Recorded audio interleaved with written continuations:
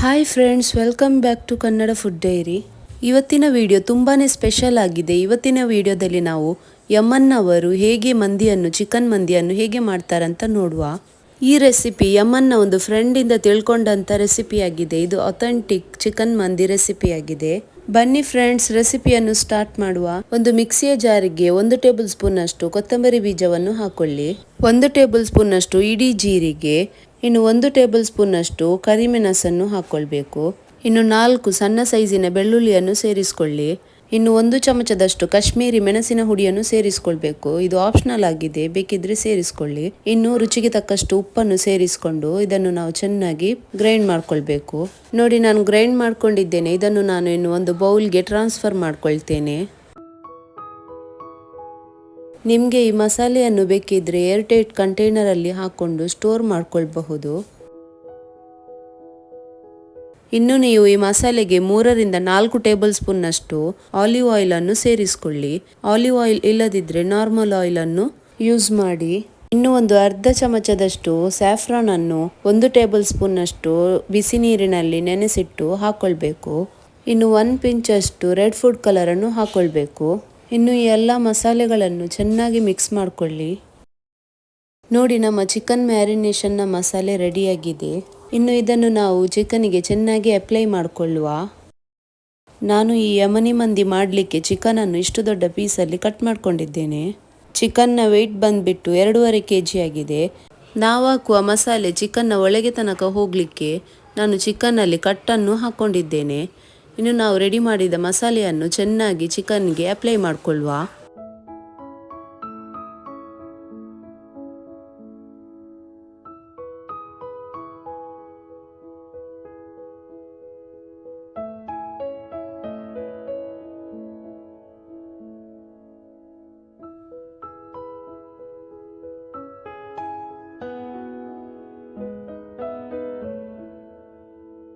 ಮಸಾಲೆಯನ್ನು ಚೆನ್ನಾಗಿ ಅಪ್ಲೈ ಮಾಡ್ಕೊಂಡಾದ್ಮೇಲೆ ಈ ಚಿಕನನ್ನು ನಾವು ಓವರ್ ನೈಟ್ ಮ್ಯಾರಿನೇಟ್ ಆಗಲಿಕ್ಕೆ ಇಟ್ಕೊಳ್ಳುವ. ಚಿಕನ್ ಚೆನ್ನಾಗಿ ಮ್ಯಾರಿನೇಟ್ ಆದರೆ ಚಿಕನ್ನ ಟೇಸ್ಟ್ ಹೆಚ್ಚಾಗ್ತದೆ. ಅದಕ್ಕೆ ನಾವು ಓವರ್ ನೈಟ್ ಮ್ಯಾರಿನೇಟ್ ಇಟ್ಟರೆ ಬೆಸ್ಟ್ ರಿಸಲ್ಟ್ ಸಿಗ್ತದೆ. ನಾನು ಮಂದಿ ಮಾಡಲಿಕ್ಕೆ ಒಂದು ದೊಡ್ಡ ಪಾತ್ರೆಗೆ 3/4 ಕಪ್ಪಷ್ಟು ಎಣ್ಣೆಯನ್ನು ಹಾಕೊಂಡಿದ್ದೇನೆ. ಇನ್ನು ಮೀಡಿಯಂ ಸೈಜಿನ 2 ನೀರುಳ್ಳಿಯನ್ನು ಸಣ್ಣಗೆ ಕಟ್ ಮಾಡಿಕೊಂಡು ಸೇರಿಸ್ಕೊಂಡಿದ್ದೇನೆ. ಇನ್ನು ನೀರುಳ್ಳಿ ದೊಡ್ಡ ಸೈಜದ್ದಾದರೆ 1 ನೀರುಳ್ಳಿಯನ್ನು ಸೇರಿಸಿದರೆ ಸಾಕಾಗ್ತದೆ. ನೀರುಳ್ಳಿಯನ್ನು ಸೇರಿಸಿಕೊಂಡು ನಾನು ಸ್ವಲ್ಪ ಫ್ರೈ ಮಾಡ್ಕೊಳ್ತೇನೆ.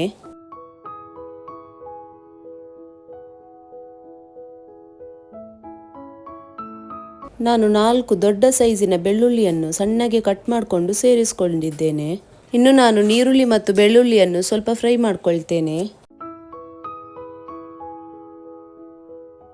ನೀರುಳ್ಳಿಯನ್ನು ಜಾಸ್ತಿ ಫ್ರೈ ಮಾಡ್ಕೊಳ್ಳೋದು ಬೇಡ. ನೀರುಳ್ಳಿ ಸ್ವಲ್ಪ ಸಾಫ್ಟ್ ಆಗುವ ತನಕ ಫ್ರೈ ಮಾಡ್ಕೊಂಡ್ರೆ ಸಾಕು. ನೀರುಳ್ಳಿಯನ್ನು ಫ್ರೈ ಮಾಡ್ಕೊಂಡಾದ್ಮೇಲೆ ಕೆಲವು ಮಸಾಲೆಗಳನ್ನು ಸೇರಿಸಿಕೊಳ್ಳುವ. ಮಸಾಲೆಗಳಲ್ಲಿ 3 ಬೇ ಲೀಫು, 1 ಟೇಬಲ್ ಸ್ಪೂನ್ ಅಷ್ಟು ಕೊತ್ತಂಬರಿ ಬೀಜ, 2 ಟೇಬಲ್ ಸ್ಪೂನ್ ಅಷ್ಟು ಜೀರಿಗೆ, 1 ಟೇಬಲ್ ಸ್ಪೂನ್ ಅಷ್ಟು ಕರಿಮೆಣಸು, 4 ದಾಲ್ಚಿನ್ನಿಯ ಸಣ್ಣ ಕಡ್ಡಿ, ಇನ್ನು 10 ಲವಂಗ, ಇನ್ನು 15 ಏಲಕ್ಕಿ. ಇಷ್ಟು ಮಸಾಲೆಗಳನ್ನು ಸೇರಿಸಿಕೊಂಡು ಸ್ವಲ್ಪ ಫ್ರೈ ಮಾಡ್ಕೊಳ್ತೇನೆ.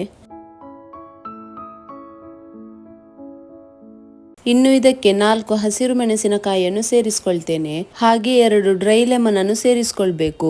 ಡ್ರೈ ಲೆಮನ್ ಅನ್ನು ಸ್ಕಿಪ್ ಮಾಡ್ಕೊಳ್ಬೇಡಿ. ಡ್ರೈ ಲೆಮನ್ ನಿಂದ ಮಂದಿಗೆ ಒಳ್ಳೆಯ ಟೇಸ್ಟ್ ಬರುತ್ತೆ. ಇಷ್ಟು ಮಾಡಿ ಆದ್ಮೇಲೆ ನಾವು ರೈಸ್ ಅನ್ನು ಸೇರಿಸ್ಕೊಳ್ಬೇಕು. ನಾನು 7 ಕಪ್ ಅಷ್ಟು ಬಾಸ್ಮತಿ ರೈಸ್ ಅನ್ನು ವಾಶ್ ಮಾಡ್ಕೊಂಡು ತೆಗೆದುಕೊಂಡಿದ್ದೇನೆ. ನಾವು ಬಿರಿಯಾನಿ ಮಾಡುವಾಗ, ಮಂದಿ ಮಾಡುವಾಗ ರೈಸ್ ಅನ್ನು ನೆನೆಸಿಡ್ತೇವಲ್ಲ, ಆ ಥರ ಈ ರೆಸಿಪಿಗೆ ಮಾಡಲಿಲ್ಲ.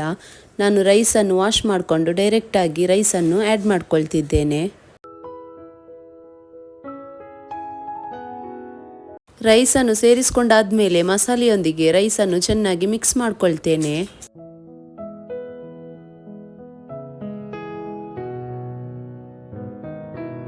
ಇನ್ನು ಇದಕ್ಕೆ ನಾನು 2 ಚಿಕನ್ ಕ್ಯೂಬ್ ಅನ್ನು ಸೇರಿಸ್ಕೊಳ್ತೇನೆ. ಚಿಕನ್ ಕ್ಯೂಬ್ ಹಾಕೋದ್ರಿಂದ ಮಂದಿಯ ಟೇಸ್ಟ್ ಇನ್ನೂ ಹೆಚ್ಚಾಗ್ತದೆ. ಇನ್ನು ನಾವು ಎಷ್ಟು ರೈಸ್ ತೆಗೆದುಕೊಂಡಿದ್ದೇವೆ ಅದಕ್ಕೆ ನೀರನ್ನು ಮೆಜರ್ ಮಾಡಿಕೊಂಡು ಸೇರಿಸ್ಕೊಳ್ಬೇಕು. 1 ಕಪ್ ರೈಸಿಗೆ 1.5 ಕಪ್ ಅಷ್ಟು ನೀರನ್ನು ಸೇರಿಸ್ಕೊಳ್ಬೇಕು.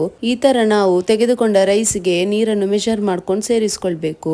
ಇನ್ನು ನಾವು ರುಚಿಗೆ ತಕ್ಕಷ್ಟು ಉಪ್ಪನ್ನು ಸೇರಿಸ್ಕೊಂಡು ಸ್ವಲ್ಪ ಇದನ್ನು ಮಿಕ್ಸ್ ಮಾಡಿಕೊಳ್ಳುವ.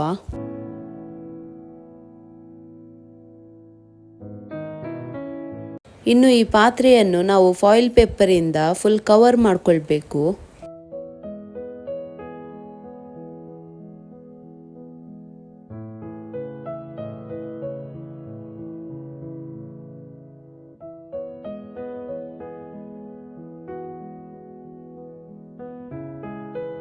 ಫಾಯಿಲ್ ಪೇಪರಿಂದ ಚೆನ್ನಾಗಿ ಕವರ್ ಮಾಡ್ಕೊಂಡಾದ್ಮೇಲೆ ಫಾಯಿಲ್ ಪೇಪರ್ನ ಮೇಲೆ ಒಂದು ಚಾಕುವಿನಿಂದ ಈ ತರ ಹೋಲ್ ಮಾಡ್ಕೊಳ್ಬೇಕು.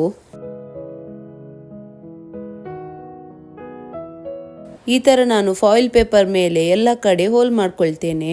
ಇನ್ನು ಈ ಹೋಲ್ ಮಾಡಿದ ಫಾಯಿಲ್ ಪೇಪರ್ ಮೇಲೆ ನಾವು ಮ್ಯಾರಿನೇಟ್ ಮಾಡಿದ ಚಿಕನ್ ಅನ್ನು ಇಟ್ಕೊಳ್ಬೇಕು.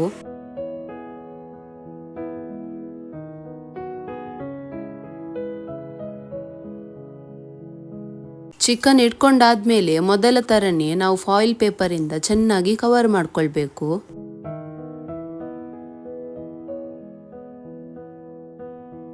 ನಾವು ಫಾಯಿಲ್ ಪೇಪರ್ಗೆ ಹೋಲ್ ಹಾಕಿರೋದ್ರಿಂದ ನಮ್ಮ ರೈಸ್ ಕುಕ್ ಆಗುವಾಗ ಅದರ ಶಾಖದಿಂದ ನಮ್ಮ ಚಿಕನ್ ಸಹ ಚೆನ್ನಾಗಿ ಕುಕ್ ಆಗ್ತದೆ. ನಾನು ಈ ಮಂದಿಯನ್ನು 30 ನಿಮಿಷಗಳವರೆಗೆ ಮೀಡಿಯಂ ಫ್ಲೇಮಲ್ಲಿ ಇಟ್ಕೊಂಡಿದ್ದೆ. ಆದ್ಮೇಲೆ 15 ನಿಮಿಷ ಲೋ ಫ್ಲೇಮಲ್ಲಿ ಇಟ್ಕೊಂಡಿದ್ದೆ. ಇದರ ಟೋಟಲ್ ಕುಕಿಂಗ್ ಟೈಮ್ 45 ನಿಮಿಷ ಆಗಿದೆ. 45 ನಿಮಿಷದ ನಂತರ ನಾನು ಫಾಯಿಲ್ ಪೇಪರ್ ಅನ್ನು ಓಪನ್ ಮಾಡ್ಕೊಳ್ತೇನೆ.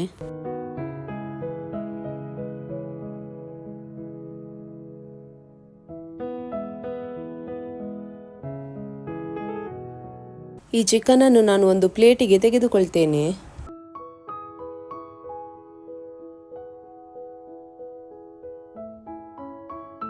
ಇನ್ನು ಈ ಫಾಯಿಲ್ ಪೇಪರ್ ಅನ್ನು ಓಪನ್ ಮಾಡ್ಕೊಂಡು ನೋಡುವ. ಇದರಲ್ಲಿರುವ ಮಸಾಲೆಯನ್ನು ನಾನು ರೈಸ್ಗೆನೆ ಹಾಕೊಳ್ತೇನೆ. ನಮ್ಮ ರೈಸ್ ಅನ್ನು ಒಂದ್ಸಲ ಚೆಕ್ ಮಾಡ್ಕೊಳ್ಳುವ. ನೋಡಿ ಫ್ರೆಂಡ್ಸ್, ನಮ್ಮ ರೈಸ್ ಪರ್ಫೆಕ್ಟ್ ಆಗಿ ಬಂದಿದೆ, ಪರ್ಫೆಕ್ಟ್ ಆಗಿ ಕುಕ್ ಆಗಿದೆ. ಇದರ ಒಂದೊಂದು ರೈಸ್ ಕೂಡ ಸೆಪರೇಟ್ ಆಗಿದೆ, ಒಂದಕ್ಕೊಂದು ಅಂಟಿಕೊಳ್ಳಿಲ್ಲ. ಫ್ರೆಂಡ್ಸ್, ಇದರ ಸ್ಮೆಲ್ ಅಂತೂ ಸಖತ್ತಾಗಿದೆ. ಇನ್ನೊಂದು ತವಾಗೆ ನಾನು ಸ್ವಲ್ಪ ಎಣ್ಣೆಯನ್ನು ಹಾಕೊಂಡು ನಮ್ಮ ಚಿಕನ್ ಪೀಸಸ್ ಅನ್ನು ಫ್ರೈ ಮಾಡ್ಕೊಳ್ತೇನೆ. ಇನ್ನು ಈ ಚಿಕನ್ ಪೀಸ್ಗಳು ರೈಸ್ನೊಂದಿಗೆ ಪರ್ಫೆಕ್ಟ್ ಆಗಿ ಕುಕ್ ಆಗಿದೆ. ಇನ್ನು ಚಿಕನಿಗೆ ಆ ಕ್ರಿಸ್ಪಿನೆಸ್ ಬರಲಿಕ್ಕೆ ನಾನು ಸ್ವಲ್ಪ ಫ್ರೈ ಮಾಡ್ಕೊಂಡು ತೆಗಿತೇನೆ. ನಿಮಗೆ ಚಿಕನ್ನಲ್ಲಿ ಸ್ವಲ್ಪ ಕ್ರಿಸ್ಪಿನೆಸ್ ಇಷ್ಟ ಇದ್ದರೆ ನೀವು ಫ್ರೈ ಮಾಡ್ಕೊಳ್ಬಹುದು, ಇಲ್ಲ ಅಂದರೆ ಇದನ್ನು ಸ್ಕಿಪ್ ಮಾಡ್ಕೊಳ್ಬಹುದು. ಫ್ರೈ ಆದ ಚಿಕನನ್ನು ನಾನು ತೆಗಿತೇನೆ. ಉಳಿದ ಚಿಕನನ್ನು ಸಹ ನಾನು ಇದೇ ಥರ ಫ್ರೈ ಮಾಡ್ಕೊಳ್ತೇನೆ. ನಮ್ಮ ಮಂದಿ ರೈಸ್ ಮೇಲೆ ನಾವೀಗ ಫ್ರೈ ಮಾಡಿದ ಚಿಕನ್ ಅನ್ನೆಲ್ಲ ಇಟ್ಕೊಳ್ಬೇಕು. ಇನ್ನು ಚಿಕನಿಗೆ ಮತ್ತು ರೈಸಿಗೆ ಸ್ಮೋಕಿ ಫ್ಲೇವರ್ ಕೊಡಲಿಕ್ಕೆ ನಾನು ಒಂದು ಸಣ್ಣ ಬೌಲ್ನಲ್ಲಿ ಚಾರ್ಕೋಲ್ ಅನ್ನು ಇಟ್ಕೊಂಡಿದ್ದೇನೆ. ಚಾರ್ಕೋಲ್ನ ಸುತ್ತಲೂ ನಾನು ಚಿಕನ್ ಅನ್ನು ಈ ಥರ ಇಟ್ಕೊಳ್ತೇನೆ.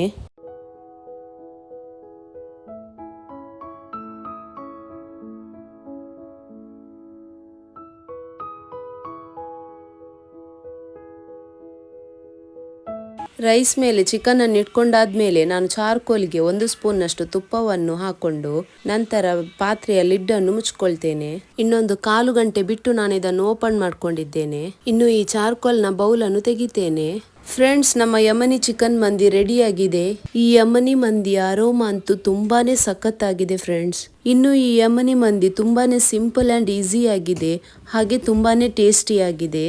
ಫ್ರೆಂಡ್ಸ್, ನೀವು ಮಂದಿಯೊಂದಿಗೆ ಶತ್ತವನ್ನು ಮಾಡಲು ಮರಿಬೇಡಿ. ಮಂದಿಯೊಂದಿಗೆ ಶತ್ತ ಬೇಕೇ ಬೇಕು, ಇಲ್ಲಾಂದರೆ ಮಂದಿ ತಿನ್ನಲಿಕ್ಕೆ ಅಷ್ಟು ಮಜಾ ಆಗುವುದಿಲ್ಲ. ನಾನು ಕಬ್ಸದ ರೆಸಿಪಿಯೊಂದಿಗೆ ಶತ್ತದ ರೆಸಿಪಿಯನ್ನು ಸಹ ಶೇರ್ ಮಾಡ್ಕೊಂಡಿದ್ದೇನೆ. ನಿಮಗೆ ಶತ್ತದ ರೆಸಿಪಿ ಬೇಕಿದ್ರೆ ನಾನು ಡಿಸ್ಕ್ರಿಪ್ಷನಲ್ಲಿ ಲಿಂಕ್ ಹಾಕ್ತೇನೆ. ಫ್ರೆಂಡ್ಸ್, ನಿಮಗೆ ಈ ರೆಸಿಪಿ ಇಷ್ಟ ಆದರೆ ನಮ್ಮ ಚಾನಲನ್ನು ಲೈಕ್ ಮಾಡಿ, ಶೇರ್ ಮಾಡಿ, ಹಾಗೆ ನಮ್ಮ ಚಾನಲನ್ನು ಸಬ್ಸ್ಕ್ರೈಬ್ ಮಾಡಲು ಮರಿಬೇಡಿ. ಮುಂದಿನ ವಿಡಿಯೋದಲ್ಲಿ ಮತ್ತೆ ಸಿಗೋಣ ಫ್ರೆಂಡ್ಸ್.